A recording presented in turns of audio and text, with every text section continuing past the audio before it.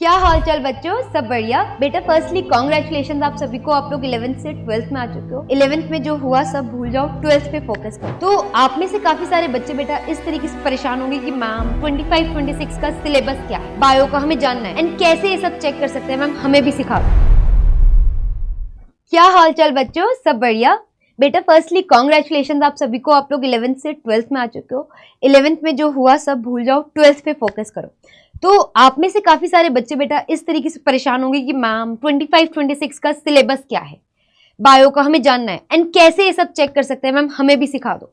तो बेटा इस क्लास का मोटिव ये है, मैं आप लोगों को ये बताना चाहती हूँ कि सिलेबस क्या है रिवील करेंगे 25-26 का बायोलॉजी का, सीबीएसई ने जो अपनी साइट पे दिया है, और मैं आप लोगों को सिखाऊंगी कि किस तरीके से आप लोग खुद भी ये चीज चेक कर सकते हो। तो सबसे पहले गूगल क्रोम पे जाओ, ठीक है, वहां पे सर्च करो या तो डायरेक्ट सर्च करो CBSE class 12th biology syllabus for 2025-26 या फिर सर्च करो CBSE official website for syllabus checking 25-26 ऐसे करके 2025-26।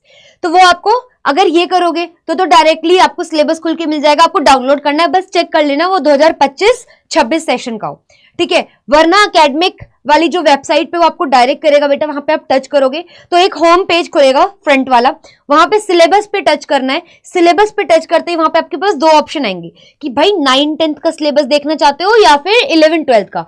11-12th के सिलेबस पे आप लोगों को क्लिक करना है और उसके बाद आपको डायरेक्टली वहां पे एक पेज दिखाएगा जिसमें इस तरीके से होगा सिलेबस। देखो मैंने आप लोगों के लिए खोल के रखा है, मैं गई cbseacademic.nic.in पे, वहां पे दो ऑप्शन आए थे करिकुलम में 9-10th या 11-12th। मैंने 11-12th पे किया तो मेरे पास इस तरीके से पूरी एक पीडीएफ खुल गई थी बेटा। ये ऊपर का 11th का है, ठीक है, तुम लोग नीचे का देखो 12th का क्या लिखा है, 2025-26 कोर्स स्ट्रक्चर बोर्ड के लिए सीबीएसई की साइट पे, ठीक है। सबसे पहले तो यहाँ पे देखो बता रखा है कि आपका रिटन एग्जाम 3 आवर का होगा, मैक्सिमम मार्क्स 70।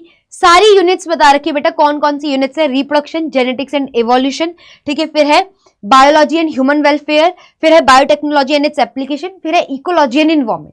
ये सारे चैप्टर हैं, प्लस इसका ब्लूप्रिंट भी गिवन है कि कौन कौन से चैप्टर की वेटेज कितनी है, ठीक है। उसके बाद यहाँ पे पूरा का पूरा इस तरीके से जो है पीडीएफ आपको मिल जाएगा, चाहे तो इसे डाउनलोड कर लेना या इसका ना प्रिंट निकलवा लेना, ताकि तुम लोगों को सिलेबस पता हो यार, उस अकॉर्डिंगली आप लोग प्रैक्टिस कर सको और स्किप ना करो कोई भी इंपॉर्टेंट चीज।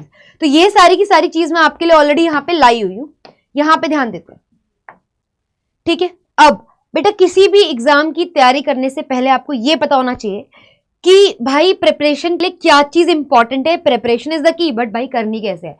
तो बेटा एक तो कंसिस्टेंसी होनी चाहिए, मतलब कि कंसिस्टेंट रहो थ्रू आउट द ईयर, पढ़ना है, रोज पढ़ना है, अवॉइड मत करो। दूसरी चीज डिसिप्लिन रहो, अपने आप को समझा के रखो कि भाई ये वाला काम इस टाइम पे करना है, जब मन करे तब पढ़ो, कोई फिक्स टाइम टेबल मत बनाना, लेकिन रोज पढ़ना, एक डिसिप्लिन मेंटेन करके रखना। दैट इज अल्टीमेटली तुम्हारी प्रिपरेशन अच्छी होगी, तुम लोग पेपर आराम से क्रैक कर लोगे, चाहे बोर्ड्स हो या फिर चाहे तुम्हारा सीयूईटी यूजी हो, ठीक है। अब पता है तुम में से कुछ बच्चे बोलेंगे मैम बोर्ड्स की क्या तैयारी करनी है, अब तो उस पर कुछ डिपेंड नहीं करता। बेटा उससे कॉन्फिडेंस आता है, बूस्ट होता है कॉन्फिडेंस कि भाई मैं अगर ये कर सकता हूँ ना, भाई 12th में इतनी परसेंटेज ला सकता हूँ तो मैं कुछ भी कर सकता हूँ। तो वो एक जो कॉन्फिडेंस है ना, तुम्हें अच्छे बाकी एग्जाम्स के लिए भी तैयार करता है, जिससे तुम काफी कॉन्फिडेंट रहते हो, पॉजिटिव रहते हो और बाकी एग्जाम्स के लिए भी अच्छे से तैयारी करते हो, ठीक है।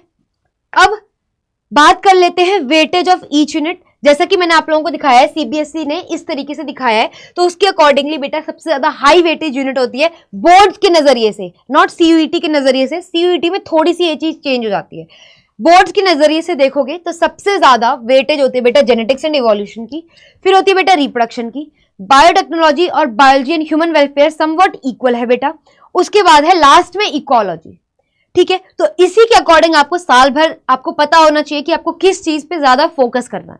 वैसे में 70 मार्क्स पूरे चाहिए, तुम्हें सारी चीजें अच्छे से पढ़नी है, बट एक फिर भी वो रहता है कि टफ जो चीजें हैं और जो हार्ड चीजें हैं जो आपको लगती हैं उन पे ज्यादा टाइम इन्वेस्ट करना है, और जो ज्यादा वेटेज वाली चीजें उसे ज्यादा अच्छे से कवर करना है, बिकॉज हार्ड वर्क सब करते हैं, हमें स्मार्ट वर्क पे ध्यान देना है, ठीक है।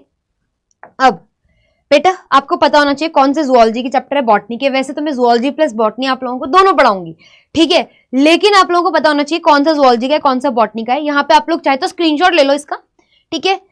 Sexual reproduction in flowering plants है, ऑब्वियसली बॉटनी का है, ठीक है। ये सारे टॉपिक्स इसके अंदर है, यही आपको बोर्ड्स के लिए पढ़ के जाने हैं।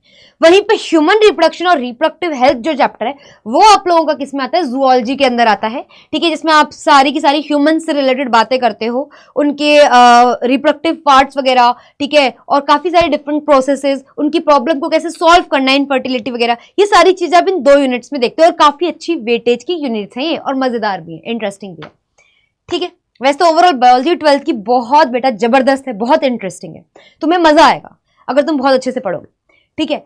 फिर आपका आता है principle of inheritance and variation, और आता है इवोल्यूशन, और आता है molecular basis of inheritance.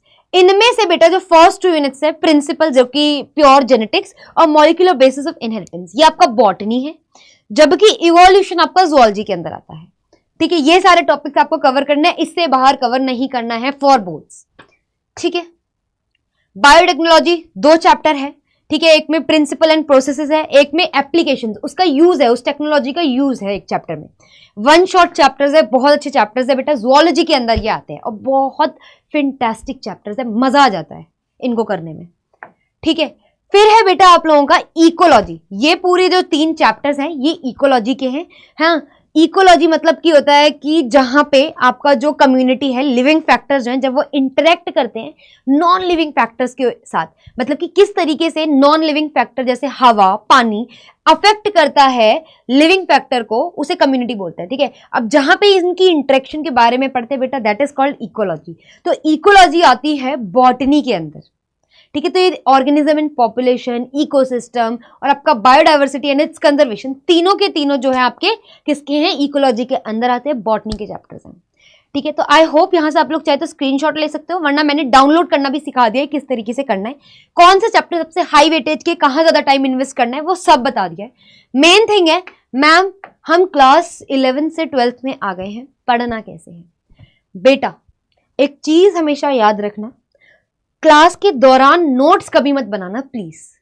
Class को अच्छे से फुल्ली फोकस्ड होके पूरा ध्यान से उसमें समझो क्या हो रहा है, बंद हो क्लास, खत्म हो, बंद करो, अपने आप को सेम तरीके से पढ़ाओ, सेल्फ टीचिंग की, अच्छा ये होता है, फिर ये होता है, ये होता है, देखो तुम्हें वो चीज अच्छे से समझ आई है या नहीं, जहां रुक रहे हो वापस से देखो, रिपीट में देखो लेक्चर को, वहीं से जहां से भूल रहे हो, इस तरीके से पहले सेल्फ टीचिंग करो ओरल रिवीजन की फॉर्म में। फिर दूसरा स्टेप आता है रिटन रिवीजन का, जहां तुम अपनी लैंग्वेज में अपने लिए नोट्स बनाओगे in the form of flow charts या ट्रिक्स वगैरह यूज करके। जब ये 2 स्टेप्स तुम लोगों के पूरे हो जाएंगे ना, फिर हर लेक्चर के बाद लगाने तुम्हें एमसीक्यू, ठीक है, और लगानी है क्या, प्रीवियस ईयर क्वेश्चंस, लेकिन जितना पढ़ो उतना ही लगाओ क्वेश्चंस वगैरह, ऐसा नहीं है एक बारी में 10 बुक से पढ़ो, नहीं, एक बारी में बेटा एक ही बुक को फॉलो करना, अच्छी बुक लेना जो भी लोगे, मैं ये नहीं कहूंगी सिर्फ यहाँ की बुक लो, वहां की, जिस बुक को तुम्हें लगता है ना ट्रस्ट की भाई इस बुक के बहुत अच्छे क्वेश्चंस है, ठीक है, जो तुम्हारे स्कूल में चाहे रिकमेंड कर रहे हैं या तुम्हारी कोचिंग में, जहां जहां जो चीज रिकमेंड हो रहा है, जो तुम्हें अच्छा लगे वो वाली बुक ले लो और उसी को फॉलो करो, और एक ही एजुकेटर को या जहां से जो टॉपिक समझ आता है वहां से, ठीक है। फिर एमसीक्यू और प्रीवियस ईयर क्वेश्चन भी सेम टाइम पे करने, अगर 40 मिनट का क्लास लिया है, 15-20 मिनट में तुम एक्सप्लेन कर रहे हो, फिर उसी टॉपिक के नोट्स बना रहे हो, फिर तुम पीवाईक्यू एंड एमसीक्यू प्रैक्टिस कर रहे हो।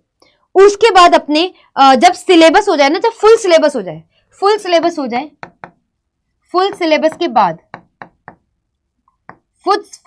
के बाद बेटा आप लोगों को क्या करना है, टेस्ट और मॉक टेस्ट लगाने हैं।